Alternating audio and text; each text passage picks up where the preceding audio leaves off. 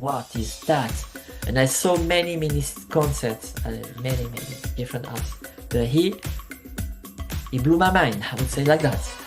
And that's why I wanted to write that song. And it was inspired by my wife that I used to watch dancing because I belong to you. The seduction things, like a beautiful girl you see on the dance floor and you want to seduce her. That girl is my wife. I would say like that. Power Ace Radio. Okay, so hello everybody. Welcome to another episode of PAR Meet the Artist. I have an incredible artist on the show. And if I can just please get you to introduce yourself, tell us your name, tell us where you're from, and tell us what you do as well, please. Okay, so my name is Manu Chevalier. My first name is Emmanuel, but everybody names me Manu. You can save some money like that because it's shorter. I'm French. I'm from Marseille, France. It's the south of France. For people who knows a bit about soccer, we have a famous team with Olympique Marseille. Well, I'm naturally a huge fan. So it was like the football is all over the place here, and I play myself football. I'm a musician. I play this instrument, saxophone. I play a little bit of keyboard, which is really useful to write some songs. I play a little bit of drums. I have an electric drums here, and I used to of course the how you say the computer, the software. We used to say the AW. I used to of like everybody. I'm used to do that. I can sing too, but not on my song. I can demo all my songs. I took some singing lessons. Well, I'm songwriter. I'm songwriter first. I learned to produce, to arrange as an arranger. My background is jazz music because I studied in a jazz school. So I learned the harmonies and all the stuff like that, which is very useful when you try to not only do sorry to say like that, but not to do a four chord songs with all the time the same four chords. I learned a bit more than these four chords that everybody use. I wouldn't say it's not boring because you have really some beautiful songs from Stand By Me, from Benny King or Adele, Someone Like You, which are the same chord progressions.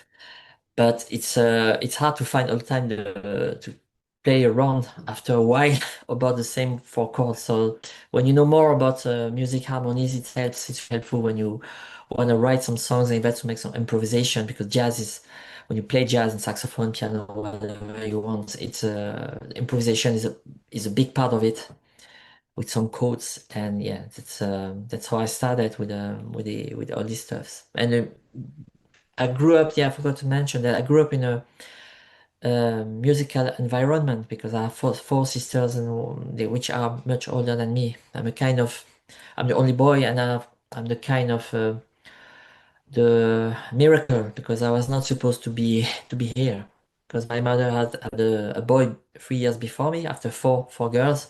The boy didn't survive after he was born. And after my mother, she was a bit old and she thought she would never be pregnant again. So it was kind of unexpected pregnancy. And then after I came, and funny thing is that funny, it's not funny at all. In fact, 6 months after I had a disease, a lung disease, edema. At first, I was had troubles, and 5 years old, I was almost dead. In fact, so the beginning of my childhood is not the best, to be honest, because I was a bit sick. I don't want to complain about it. It's true that for the development of a child, this is not really helpful, and in fact, I have a small weakness on the lung, and then well, I have to grow up with it, but now it's feel better. But this thing was like, but I listen. I used to listen a lot of different kind of music from my sisters. And I can give you some names, like it's because when I was 6, 7 years old, I was listening to Frank Zappa, to Weather Report, to George Duke, to El Jarreau, George Benson, Stevie Wonder, Steely Dan, uh, French artists that you probably don't know, like Julien Clerc, Michel Jonas, which are really famous French artists. And I grew up listening very various things oriented, jazz, funk oriented, pop oriented, like Genesis, like Phil Collins, Peter Gabriel. What else? Yes, the band Yes, from the progressive rock, King Crimson. It's really eclectic, you know. And we had the Bee Gees. I was a big fan of Bee Gees, you know. It's Supertramp, which is one of my favorite bands. And it's strange because when I was in school and people were listening to music for children, me, I was in this part of the music, not music style, the music direction. It was completely in the opposite of with the other children, and I was a bit away from that. It was a bit apart, you know. Yeah. And yeah, but I grew up listening to all that stuff, and I guess that was really helpful for what I've done after that, you know. So Wow, wow, wow. hope that I answered the question. definitely did. And I'm not a standard guy. I'm not a standard boy, to be honest. I'm not a standard Mm, guy. Everybody told me that, and that was good and not good because when you are not like the other people, you're often on the side. You know, they let you on the side. When I was in the school, I was all the time with the Walkman, mm, the MP3 player, and it was at the time the cassette, and then after the CD player, and I was all the time with music. When there was a break between the lessons, I was outside with my thing, and all the mm, time listening to music, and all the time music. I was sleeping with music. When I grew up and I was a teenager, I was listening a lot of Michael Jackson, Earth, Wind and Fire, David Bowie, all this stuff, and I was listening to the radio, and I was leaving the radio on the night. I was sleeping with the radio on. So I mm, could memorize the song between while I was sleeping, but it's not so good when you sleep, you know. But I was memorizing the song, and the next day I was able to sing you what I was listening during the night. It's mm. strange. It's strange. I'm strange. No, no, Anyway. that is really, really, really cool. Um, and for me, straight away, the saxophone, that's my favorite instrument. I have mine over there. I don't Oh, play that well, oh, but it's just over show me. here. Curious. Is it a tenor saxophone or what? Is it? No, it's alto. It's alto. Um, yeah, so it's yeah, not a tenor. Why is it alto sax? Tenor. It's So alto yeah, sax, yeah, like man. yeah. Yeah, they're absolutely beautiful instruments. Okay. I'm still trying to learn, but your Yeah. story is very, very compelling. From young, you struggled and you found your passion in music, and here we are. It's like your name says, this is like you say Emmanuel, which means God with us. So, Yeah, exactly. It's God with yeah. us. Exactly. You know that Emmanuel is yeah, it's a my father was a lot about Catholic religion, and we are Catholic. In fact, I used to go to the church. Okay, it's not gospel church, unfortunately, because I'm a fan of gospel music. If you know Kirk Franklin, for example, is one of my hero. It's one of my favorite songs, Love Theory, which is from 2019. It's I never heard a song like that with so much groove and the love of Jesus, the love of God. And this song is not only him. There's Jonathan Butler that I met several times from South Africa. And Jonathan Butler is doing all the time worship music. With Kirk Whalum is a sax player too. Is also worship music, and I'm really fond of that kind of music. The West Coast music is also part of it. When you think about band like the Imperials, like Chris Christian, Bruce Hibbard, is all religious song. Robbie Duke is religious song. There was the bass player John Patitucci he was playing with Robbie Duke. He was playing with religious artists, you know. And then after you have other bands like DC Talk, for example, which is a religious band from USA, and other stuff like that. And I'm really interested with this stuff. And I have a lot of CDs of that kind of music because I'm passionate with it. It's not I don't write religious music with the lyrics. I mean, it could be interpreted as religious song, but I'm not in that kind because it's really complicated and you have to be really accurate with the lyrics. And this is a bit it's tricky. It's like when you write country music.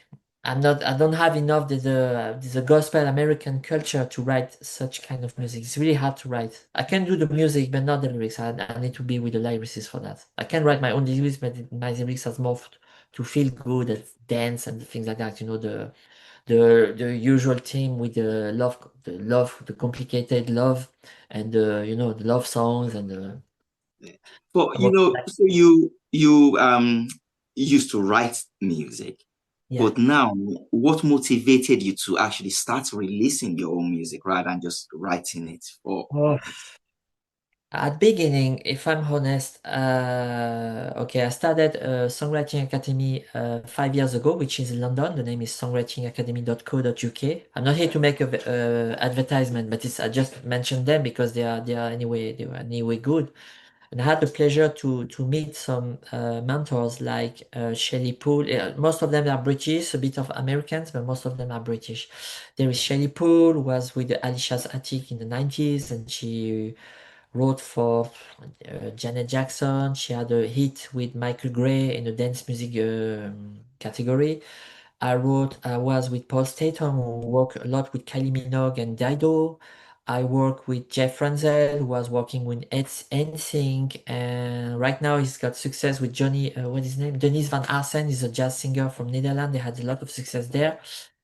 I was One of my biggest mentors is Alistair McCarlane, who helped me a lot for the production. He's part of the band Texas. He left now, he quit, but the band Texas was really, really successful in France, and not only in France, but they are still on tour. Alistair left the band.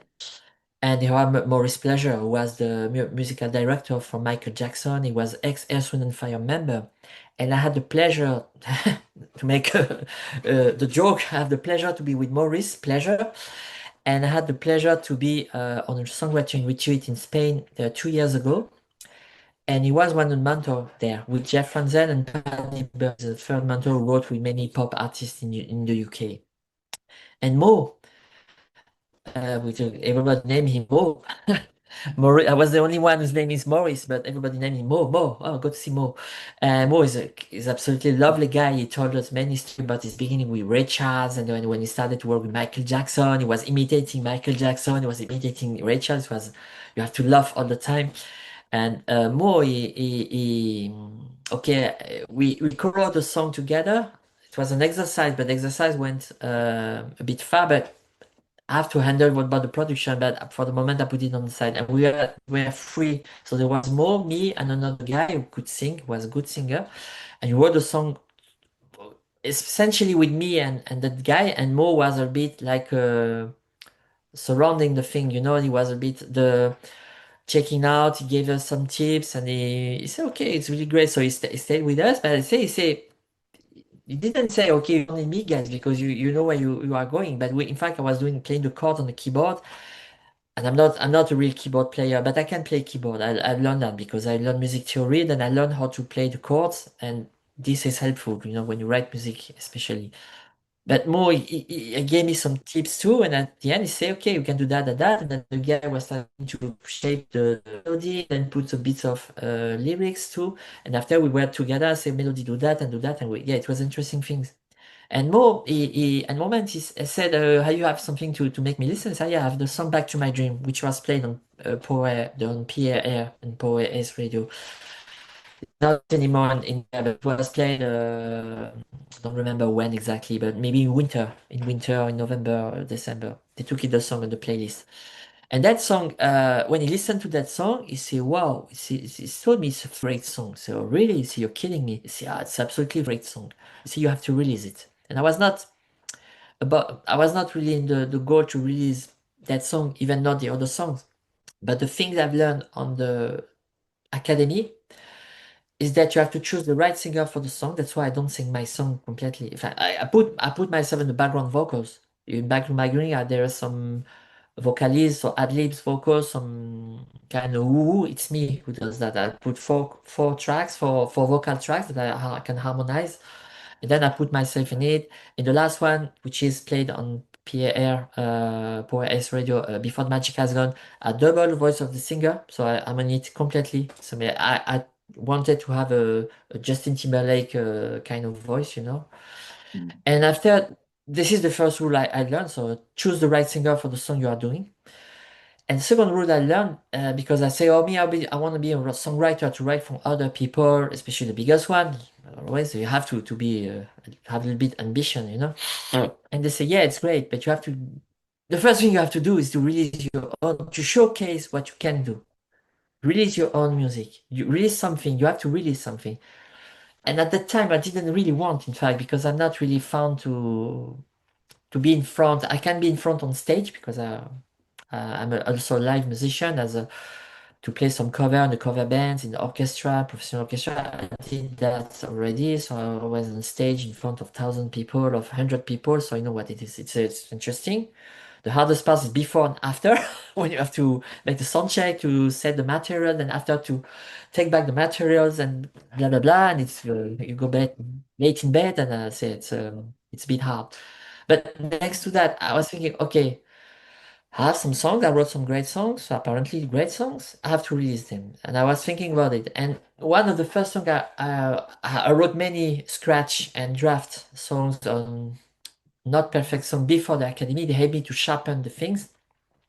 Even one of the songs I belong to you, I didn't have to change many things, but the song was long. It's okay, drop one chorus, change that and that and the lyrics to make that sound more English. Because to remember, I'm not a native English speaker. Yeah, I do what I can. And then they said they gave me the tips like that. They helped me also to produce. So I was not supposed to be a producer. I had some demo that I did with by a little bit by feeling. You know, I'm on Cubase. I used a bit of Logic because everybody's on Logic, but I've been a Cubase user for over 20 years. So I keep my. They say if you're comfortable with Cubase, keep on working with Cubase.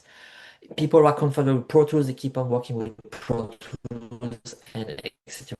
So I kept on working on Cubase and say, okay, so I did my stuff and more pleasure. The first time I talked with him on Zoom before meeting him in real, he said you have too much compression and other stuff like that. And by the end, I started to really be involved in production and mix and mastering. And I released my first song, Get On Dance Floor, which is on the album, the first song, which was my first single. And it was good, well welcomed. And after I had many radio airplays with that song, I did a campaign and it was not so bad. And after a second song, and then so on. And after 3 or 4 singles, no, I released 3 singles, then Back to My Dream, which is not in the album because it's a different style, it's a more Californian, West Coast. And the other ones are more disco, funk, that kind of stuff. And after I release the songs, and then I can showcase like a CV.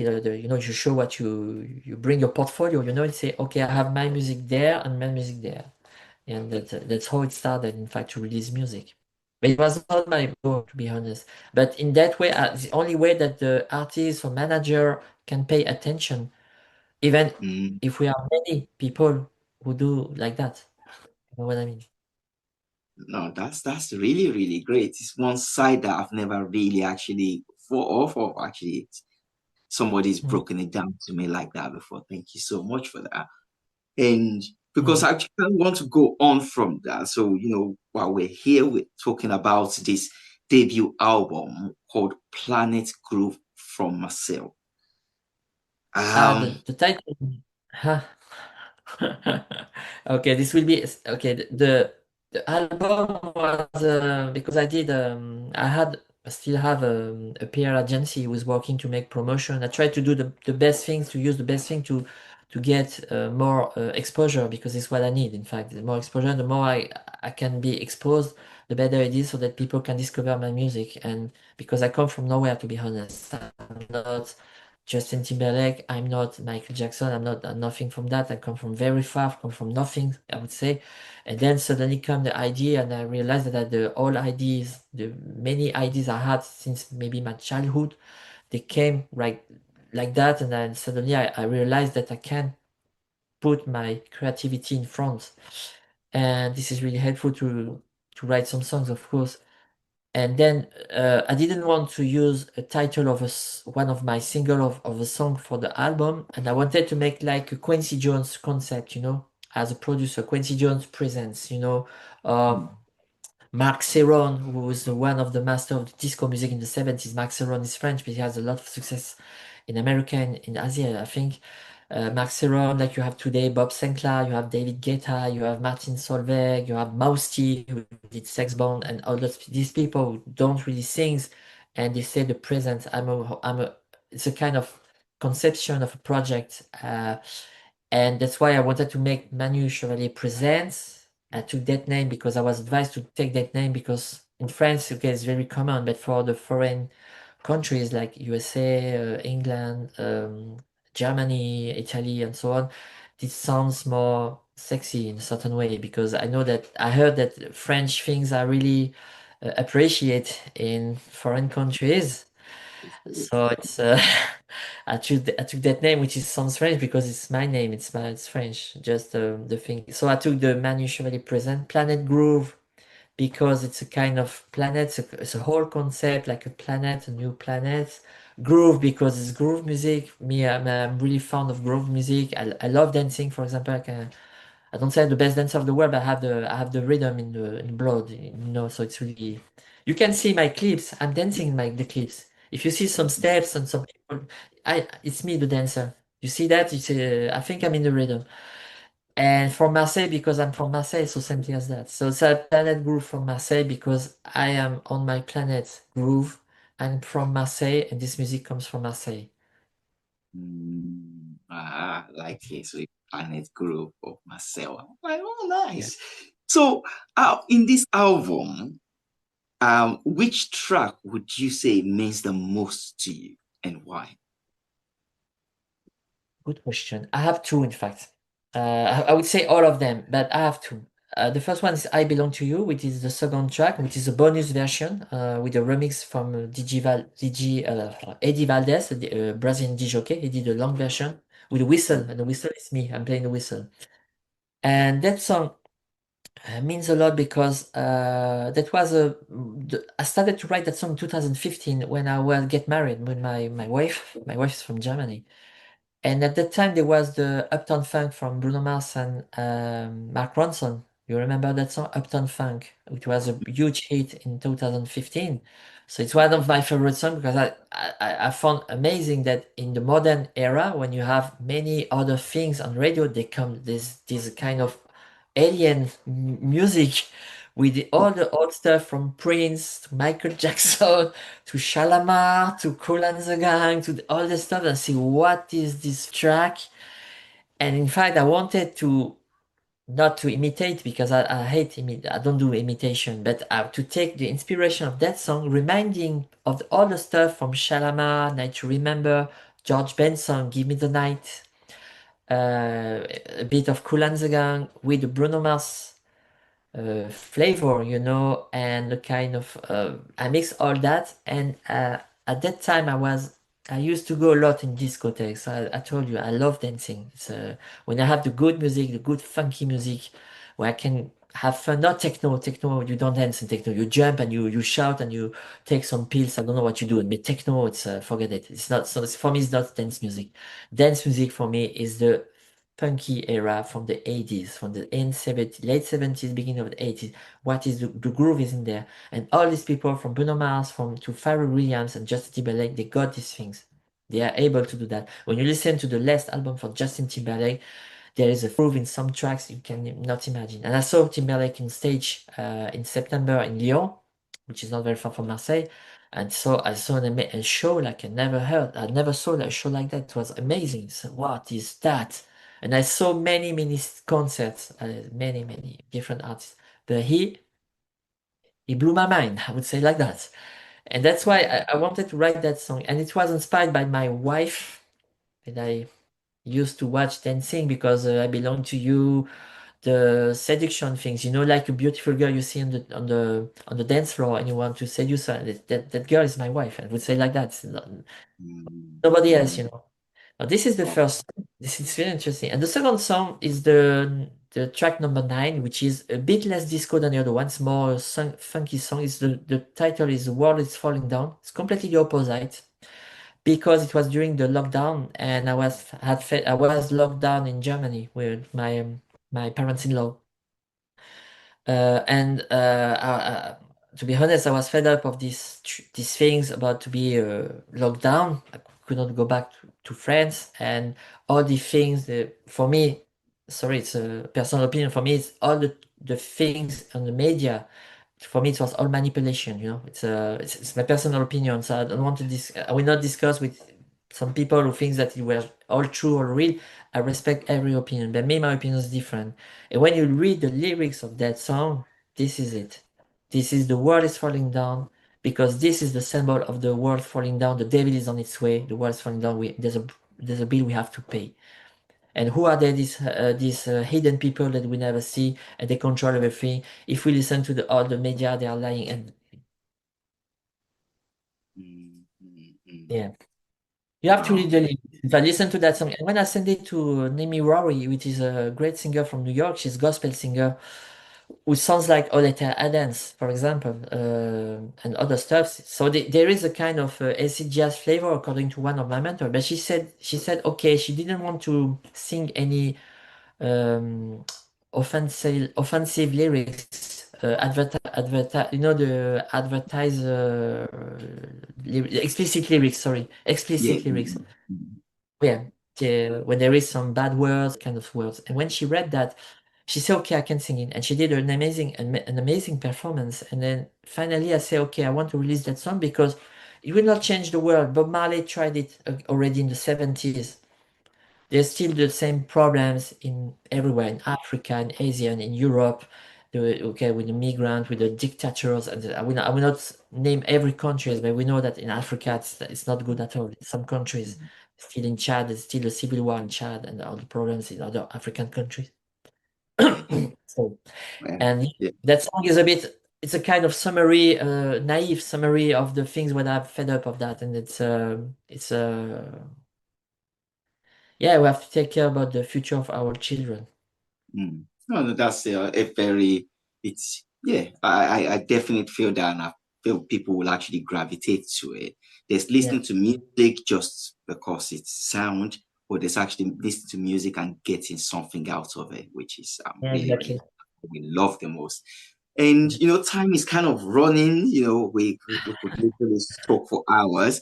So let's Yeah. cover this bit that where are the go-to places that people are like shouting, where can we find Manu? So do you have social media? Do you have a website? Where can I have a people? website which is ManuChevalier.com. www. I'm on Spotify with Manu Chevalier. I have Instagram, Manu Chevalier 15. It's my keyboard's day. Um, my birthday. I'm born on the 15th of June. There is a Manu Chevalier 15 on Facebook as a profile. Manu Chevalier Music on Facebook as an artist. And YouTube, I have my YouTube, my official artist channel is Manu Chevalier. And you can find me easily with a video clip. And I'm reachable. You can write me down a general answer with the people when they try to reach me. And yeah, I'm not really comfortable with the social media, to be honest. I'm not really comfortable with the promotion, all this stuff. But I try my best and I try to be uh, available and I'm open to discuss, to collaborate too. I did some collaboration. One with the Ed Sheeran's cousin, I can name him, and Snoop Dogg. There was no Snoop Dogg in it, and other collaboration with other people. And yeah, I work alone because it's not always easy to find the right person, and everybody's in all is lives in his own world. But it's like that. But yeah, you can find my music. Find you under Manu Chevalier. Yeah, we'll be put the caption in so people can definitely read it and know what it's about. And so as we're closing up, what's in the pipeline for you? What's in the project? What can we look forward to? I know we've got this album, but what's in the in I have many unreleased songs to be honest. I have soul music. I have which might be used for synchronization, for example, sync placement. I have jazz, bossa nova. I can do myself a jazz project with smooth jazz, and I play saxophone and I can sing a little bit. I can do a project. I have other funky song, but I'm writing some new funky song. But I don't know exactly what I'm gonna do in the future because it depends on what will come next. I have a guy who's working.